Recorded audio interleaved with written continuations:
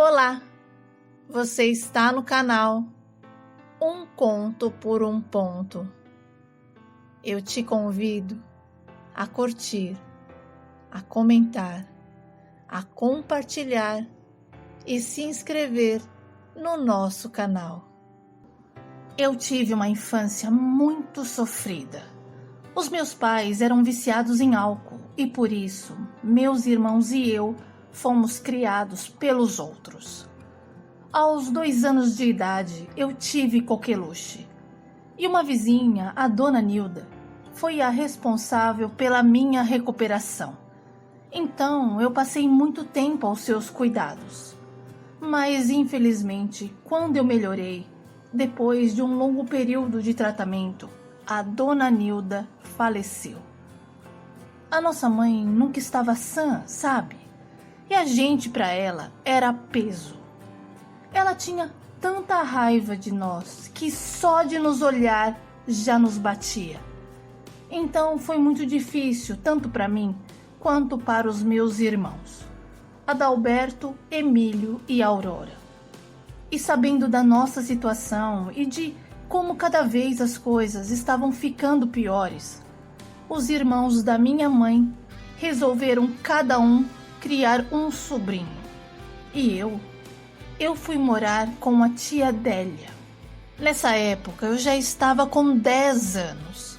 E os meus tios não tinham filhos, então eu fui recebida como uma filha pela irmã da minha mãe, que por sinal era um anjo. E com ela eu aprendi tantas coisas, desde os afazeres domésticos até o pouco que ela sabia de ler e escrever. Além do mais, naquela época, nem todas as mulheres eram alfabetizadas. Bom, pelo menos as da minha família. Elas não frequentavam nenhuma escola e nem eram formadas, porque o meu avô tinha medo que elas escrevessem cartas para os homens. Uma ideia absurda, eu confesso, mas como ele achava que a mulher não precisava ler e escrever, somente os meus tios foram para a escola. A tia Délia era feliz por si só. Sinceramente, os anos que eu passei ao lado dela, eu nunca a vi triste. Ela sempre tinha um sorriso no rosto e me falava palavras de incentivo. Ela dizia que eu tinha nascido para ser feliz. A irmã da minha mãe foi a pessoa que eu mais amei nessa terra. Eu amava tanto a minha tia, que sinceramente eu amava mais a minha tia do que a minha própria mãe. Diferente dela era o marido, o tio Orlando, um homem fechado, de cara amarrada, sabe? E que só vivia pelos cantos da casa. Quase não se ouvia a voz dele, mas quando ele pronunciava alguma coisa, era sempre com grosseria, com estupidez. A sorte era que a minha tia não se ofendia com nada do que ele falava.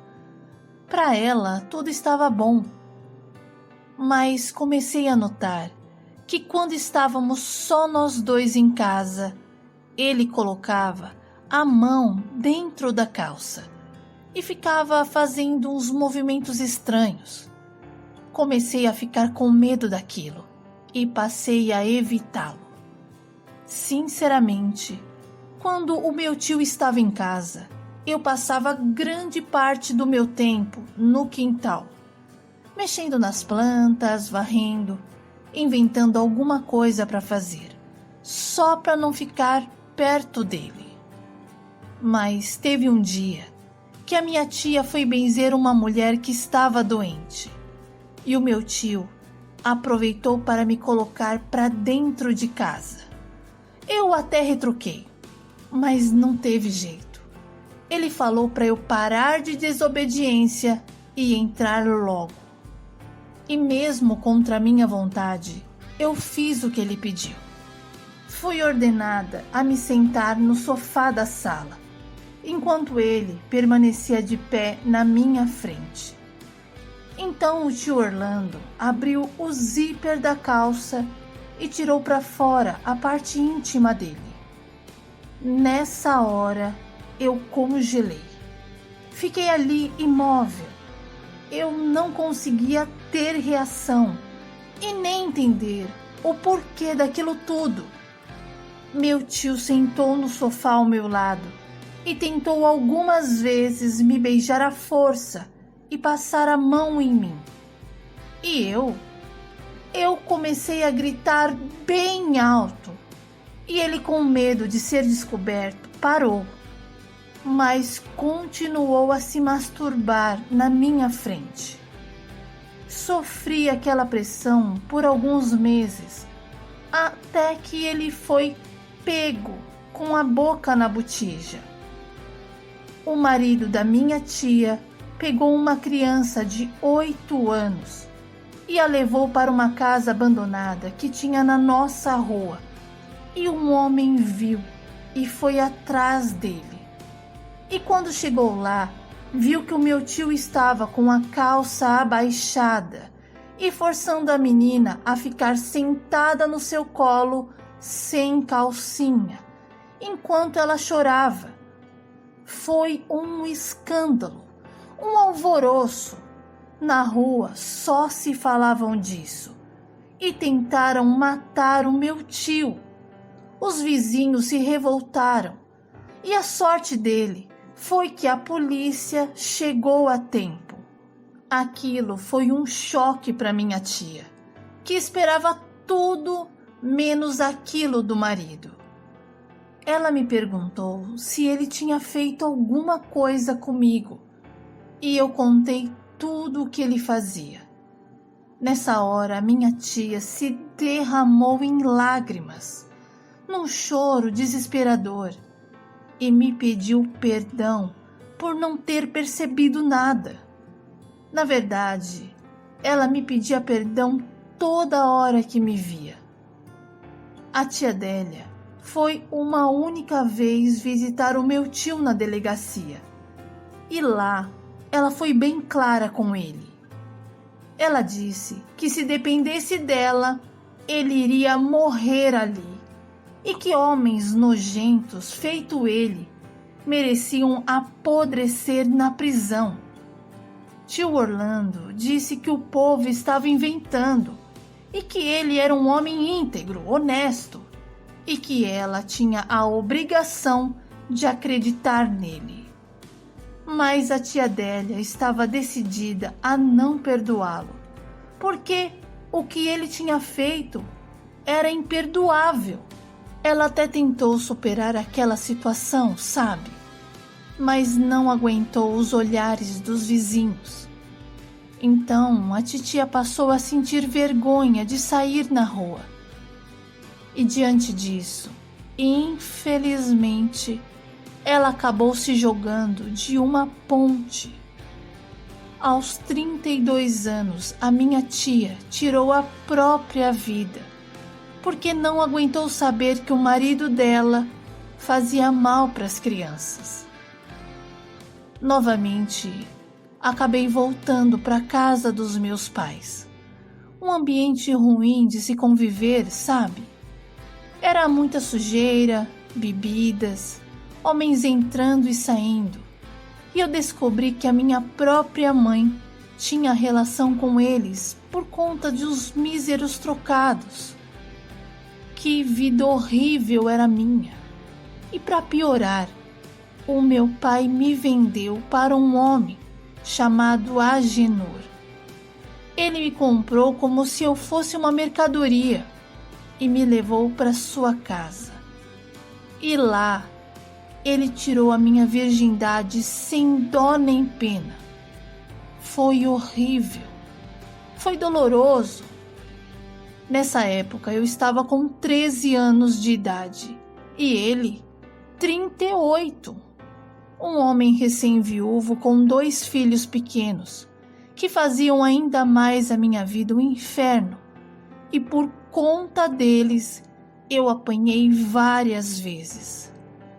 Eu achava que Deus não existia, ou pelo menos não existia para mim. porque a minha vida era regada de coisas ruins. Nada de bom acontecia comigo.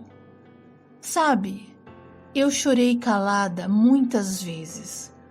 Eu não tinha nem com quem desabafar. Não havia uma mão amiga para me estender. Eu parecia um imã de coisas ruins. As etapas da minha vida foram queimadas. Eu nunca soube o que era ser uma criança de verdade ou uma adolescente. Enfim, morei 20 anos com o Agenor. E graças a Deus não tivemos filhos, até porque ele dizia que não queria ter filhos comigo, que eu não prestava nem para ser mulher direito. Imagina, mãe. Esse homem só sabia me humilhar, me tratar como empregada, sabe? Um egoísta, nojento, que só pensava nele. No bairro onde a gente morava, começou a ter uma onda de assaltos. Então o Agenor contratou um pedreiro para levantar todos os muros da casa. E nisso apareceu o Edinaldo. Agenor me colocou para ajudar o rapaz. Então, mesmo com todos os afazeres da casa e tudo mais que eu tinha que fazer, eu ainda carregava pedra, areia e mexia a massa para o moço. Mas conforme fomos trabalhando juntos, um foi sabendo da vida do outro. Eu soube que o Ed tinha acabado de completar 20 anos e cuidava dos 2 irmãos menores, e que a mãe tinha falecido há 1 ano de efizema pulmonar. A vida do Edinaldo era tão sofrida quanto a minha, mas a diferença é que ele levava tudo com muita leveza e bom humor. Estar com o Edinaldo parecia estar com a minha tia. Eles eram alegres, felizes e nada faziam eles perder o brilho. Então, em pouco tempo, acabei me apaixonando de verdade. Eu não parava mais de pensar no Ed. E nos finais de semana que ele não vinha trabalhar, eu contava as horas para chegar logo segunda-feira. Numa certa ocasião, o Ed me chamou para perto e falou que estava sentindo algo por mim e que eu não me assustasse com aquela declaração, porque ele só queria que eu soubesse dos sentimentos dele. Na hora, eu tremi. Eu senti as minhas pernas bambas e o meu coração começou a bater feito doido. Eu pensei, como assim? Um menino desse se declarando pra mim? Com tantas meninas da idade dele, solteiras. Ele se apaixonar por mim, uma mulher mais velha, casada. Eu, toda acabada, com essa cara de sofrida. Não posso negar que ele era um pão e mexia muito comigo. Mas eu precisava disfarçar para não parecer uma oferecida. E disse para ele que eu era uma mulher de respeito. E se ele estava pensando o contrário, ele podia tirar o cavalinho dele da chuva. Mas o Ed disse que ele estava gostando de verdade de mim e não achava justo o jeito que o Agenor me tratava e que eu merecia ser amada e respeitada e que se eu quisesse, ele poderia me dar muito amor.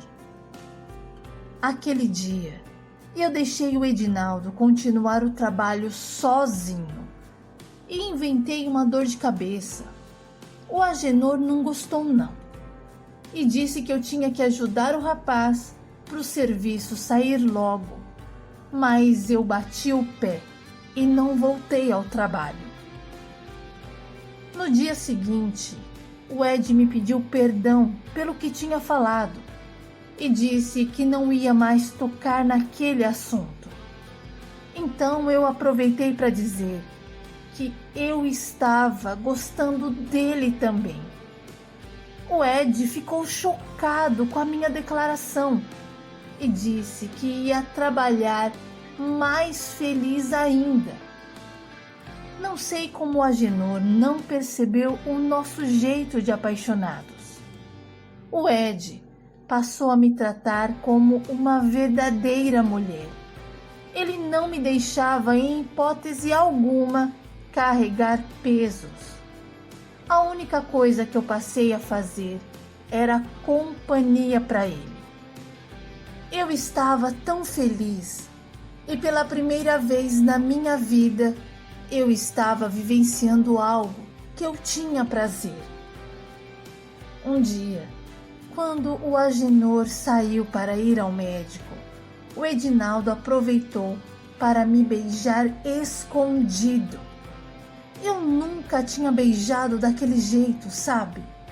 E naquela hora eu vi o céu.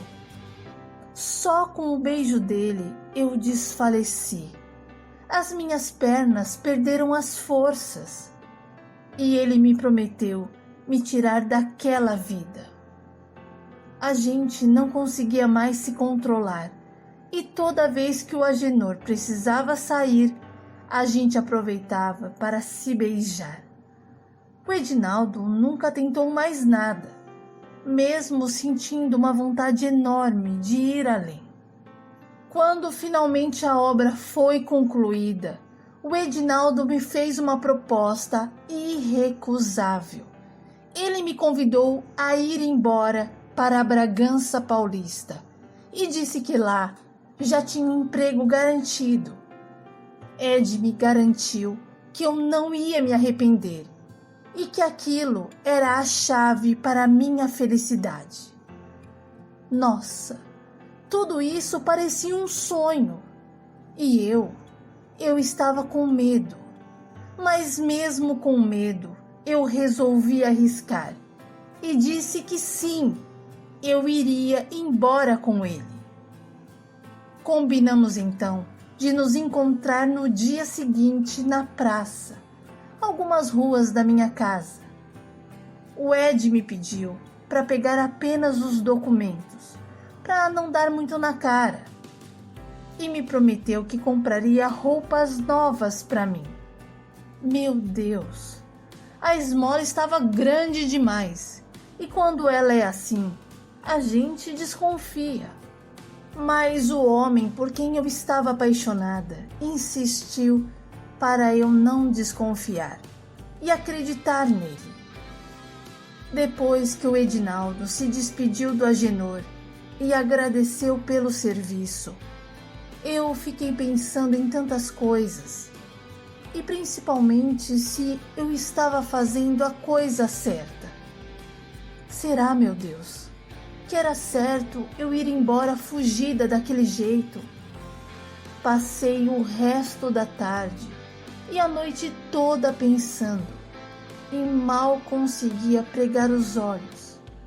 E toda vez que o Agenor acordava e me via sentada na cama, ele já falava grosso: "Vai dormir, mulher."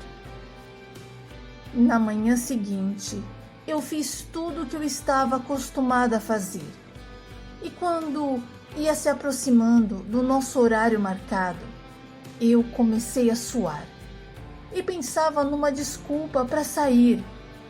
E graças a Deus, o próprio Agenor me pediu para ir na mercearia comprar um rolo de papel higiênico.